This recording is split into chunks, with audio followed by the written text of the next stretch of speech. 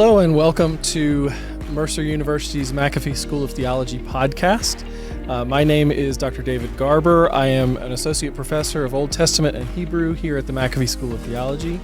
And I really concentrate in a couple of areas, biblical interpretation, obviously, but also popular culture. And so when you see me on this podcast, you'll probably see me doing a lot of Bible and popular culture topics. And today we'll be talking a little bit about the scary stuff genre or the horror genre and Stranger Things. In the first segment of this, we'll be talking more in general, but I will say in the second section of this podcast, there will be spoilers for the Stranger Things TV series, the first 4 seasons, before the highly anticipated 5th season. I am joined today by Josh Raugh, who is a third-year Master of Divinity student, who is also doing some concentrated study in ethics, and he's also keenly aware of happenings in popular culture, particularly in the genres of horror and suspense. So I'm going to go ahead and start with a question for Joshua. How did you become interested in the scary stuff or the horror genre? Yeah, first of all, thanks for letting me come and talk with you, Dr. Garber. Sure. As you said, I love all of the scary stuff, all the spooky stuff. And I think all of that started when I was in elementary school and I accidentally took a Stephen King novel off of my parents' shelf and I opened it and started reading it. And then I fell in love. And then I found the movies that went along with the books. And then I started watching all the other older, like, slasher films, the classics. And then I found Psycho, the original Psycho. And that opened my world to Hitchcock and all of the spooky stuff from the past that then gradually shifted toward all of the spooky stuff that we have now. And I really loved just diving into those storylines and having a chance to witness realities that weren't my own in a way that also had a bodily reaction. I felt that fear coursing through my veins, and that was super cool. And then as I started to get a little older and a little more aware of the world, I realized that horror was kind of the genre that could push the envelope in media, especially with the Hays Code in Hollywood, all of the provocative things that now are just mainstream in our society. But back in the 60s, 70s, when things were still, we don't talk about that, very taboo, it was kind of the area we could explore those things and have those discussions that are a little bit off the main path of what media was doing at that time. And so, of course, I had to be drawn to that too. Yeah. I have a kind of a different experience of getting into horror genre. I kind of came at it from around the bend of adventure and fantasy, right? So when I was a kid, I did not want to watch Poltergeist. I did not want to watch The Omen. I did not want to watch all of that scary stuff. But I was very much into Lord of the Rings, very much into Star Wars, and each of those film genres, of course, have their monsters there, and the monsters play a significant role, of course, in horror genres, but also in fantasy literature. So, yeah, I kind of came to horror film and genre kind of late in life.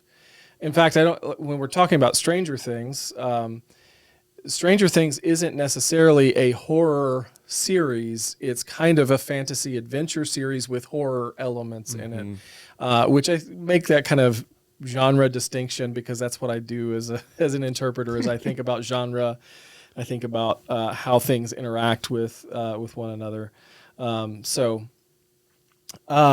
This is a question that kind of came up in class, in a Theology of Exile class I teach. And we were studying the effects of trauma, and for some reason, one of the students associated trauma with horror film, and was asking the question, well, what can the church do about or learn from horror films, right? What is it? Because so many of us maybe grew up in environments that discouraged watching such things, or protected us from that kind of cultural phenomena. So what is it that those of us who work in the church or in religious studies can learn from horror that we can't really learn from other genres? What do you think? That is such a good question for a class I was not in. You were not in that class. Wow. No. I'm really sad about that now. And such a good question. I think offhand, I have to just notice in my own life the way that my love of all of the scary things was paralleled with my love for the church and my love for Scripture and God. I built those two at the same time. And so I'm immediately considering people who maybe had one before the other and are now trying to make them partner when they exist in two different realms. And that's just so different than my experience. And I think that's so cool to think about conceptually. But on a very real level, I think we can start by recognizing that there are moments of horror in Scripture. Oh, yeah. I'm doing part of my thesis on Revelation. There is horror in Scripture, but also thinking about some of the ways that we have beloved characters who are participating in those traumatic events and in those moments where scary things are happening or just the atmosphere is scary. I think about Moses with a burning bush. It's a little spooky. I think about crossing the sea. I think about a transfiguration moment. Those moments that are otherworldly, supernatural, and still spooky, but we've sanctified because it's Holy Scripture. And so I wonder if there's a way to take that for the sacredness that it offers and recognize that the spooky is still sacred. So I'm picking up on two themes here, right? One, all of those things that you mentioned, the Moses at the Red Sea and the Israelites at the Red Sea, Moses at the burning bush, the transfiguration, they're all what we call in the biz liminal moments, right? So the idea of liminality, liminal means to be on the threshold of, or to be in between, right? To be in between the natural and the supernatural. And when there's a transition in Israel's history or a transition in the church's history, there's often a story that accompanies that. But you mentioned, and of course I'm going to pick up on this, all of the monsters or scary things that are in Scripture, right? If you think, we have in our churches tamed some of those stories. We've tamed the flood story so that we can make little precious moments figures with Noah and the animals and the ark. But when you read the text and then if you try to visualize the text, the only appropriate genre is horror, is disaster horror, right? Everybody in the whole world dying, including most of the animals, right? So it's a catastrophe.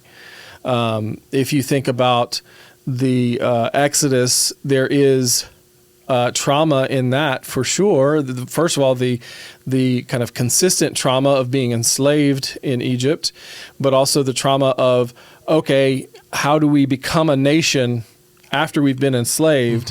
What do we kind of wrestle with? I'm thinking about kind of all the monstrous figures. So we have in the Psalms and in the book of Job, we have this Leviathan, this sea dragon. The sea in the ancient world was always this kind of place of chaos, this place of total fear, right? And I remember one of my professors, Chun Leong Siao, when I went to seminary, he would talk about the ancient Israelites as landlubbers. They didn't like going out into the sea. The sea was a scary place for them. In much the same way that maybe the outer space would be a scary place for us, or even horror films like The Deep, where you're going into the deep sea and there's the unknown, the place of chaos. The book of Jonah can be read as a horror story, where Jonah is tossed into the sea, swallowed by a big fish, and in the belly of a big fish, himself wanting to die, right? And we get this kind of horrific image. If we go to the Gospels, the crucifixion is a horrific scene, and it's in all four Gospels, and it's very very scary, and it's an encounter or near encounter with death, right? And so we've got all of those kind of monstrous elements. You mentioned Revelation. What monsters are you battling in the book of Revelation? Yes, I think it's the answer you're looking for. I'm going through, and I am really, for some reason, I'm feeling drawn to this dragon in Revelation that appears in a couple different forms, but the base, the dragon that eats the newborns, the horrific nature of this beast that is larger than life, that is in both water and on land and in the sky and taking next generations. Oh my gosh. Can it get scarier than that for us today, let alone for people who didn't have this conception of a horror genre in the way we do today? So that's the main one. But I mean, all of the Leviathan come back up. We have demons. We have Satan. We have all the things. Right. It gets real dicey real quick, and it's fun.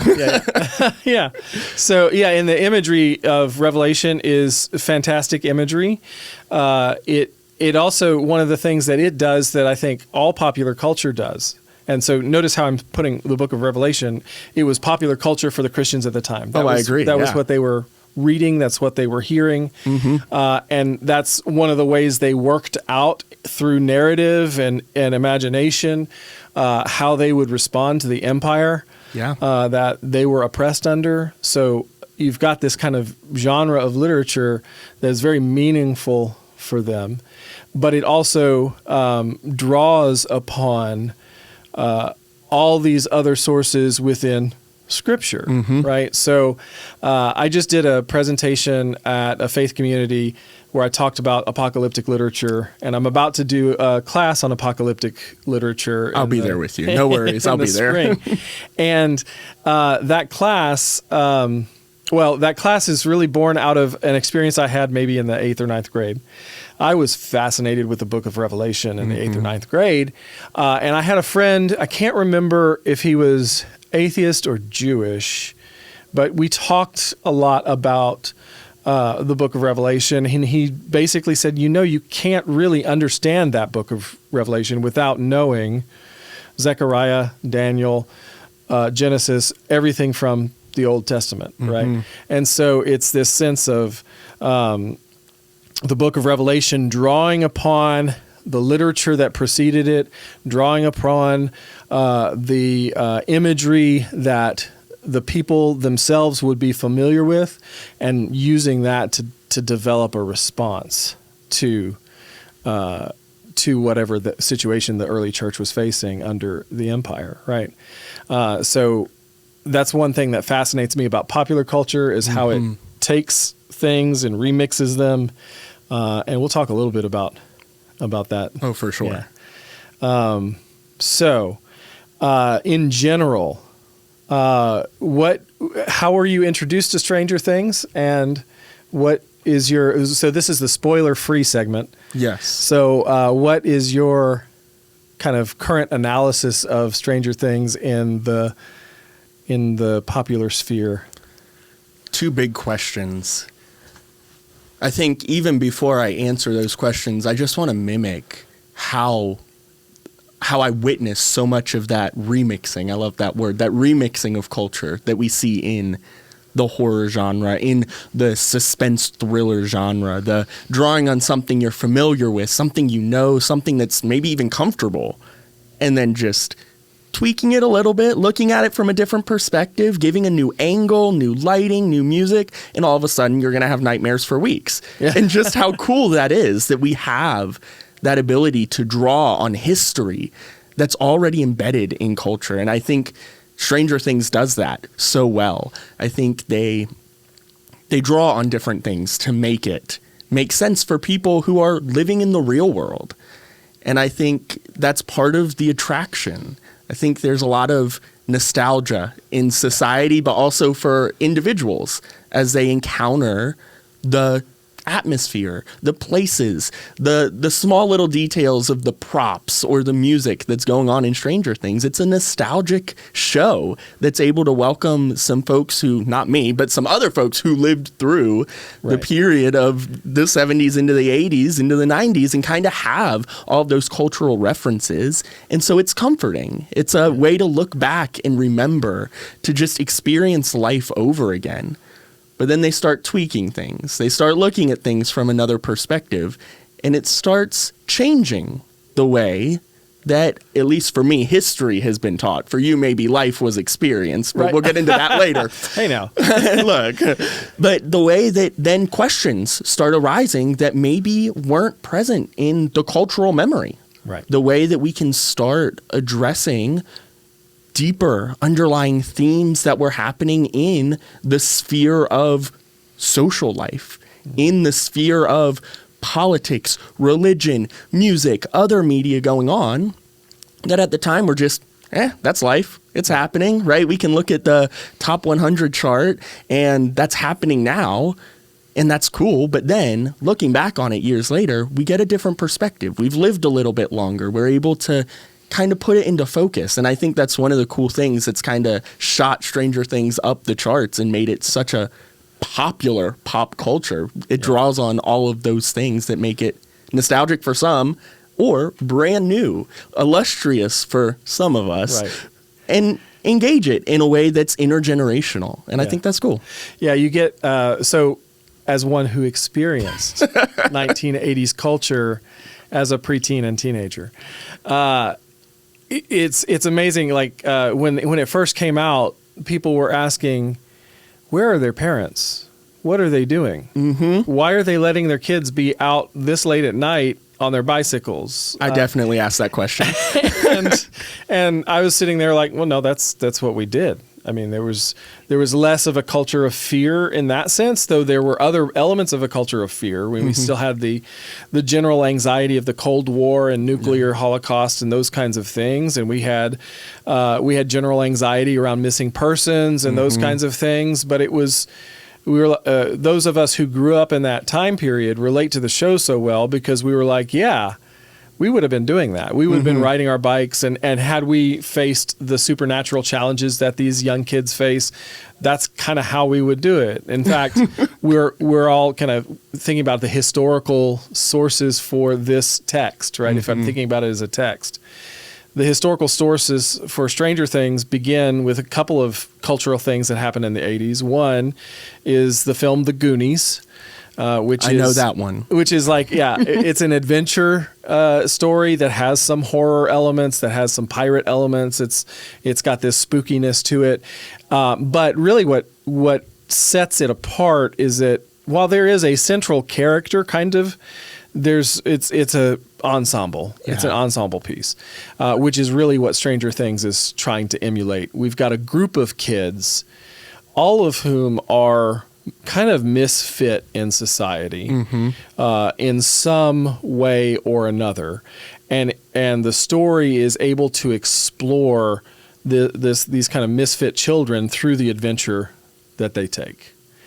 The other cultural milestone or cultural touchstone that is primary in Stranger Things is Dungeons and Dragons. Yes. We have talked about this. You've played Dungeons and Dragons. I got into Dungeons and Dragons during the pandemic and actually played it. But in the 80s, there was this thing called the Satanic Panic. And we see versions of it throughout the different decades. Different people wanting to ban different books because they have to do with sorcery or witchcraft or whatnot. But Dungeons and Dragons primarily is a role-playing game where you have one person who is kind of setting forth the narrative, and the players are playing in that world, and it becomes this kind of way for people sitting at a table to tell a story together, this kind of shared narrative. And what's interesting to me in Stranger Things is they use that cultural touchstone and the monsters that they experience in the literature, and then they assign those monster names to what they're experiencing in the show or in the real world. Yeah. Right? And so the narrative, the story itself, gives them the framework to interpret their experiences. And that becomes kind of one of the things that really structures the plot of all 4 seasons and leading up into the 5th season. And I think this is maybe a good place to kind of take a little break because we're going to do more spoilery type conversation in our next segment. So we'll take a break here. If you want to watch the next segment, just be warned, go watch seasons 1, 2, 3, and 4 of Stranger Things because we will be talking more about specifics in the plot and the narrative of that show.